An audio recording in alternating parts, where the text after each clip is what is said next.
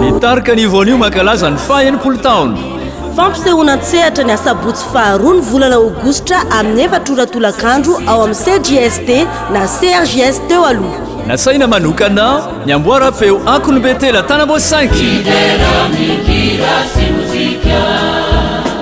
nitapakila dia ho hitanao amin'irety toerana manaraka ireto: Alliance Française Toamasina, Miami Toamasina, Shine Immobile Bazar Kely, box 161, 033 mobile Gare Routière.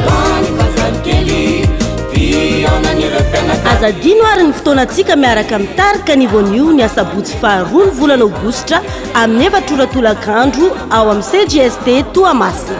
Je ne peux pas t'oublier mon amour.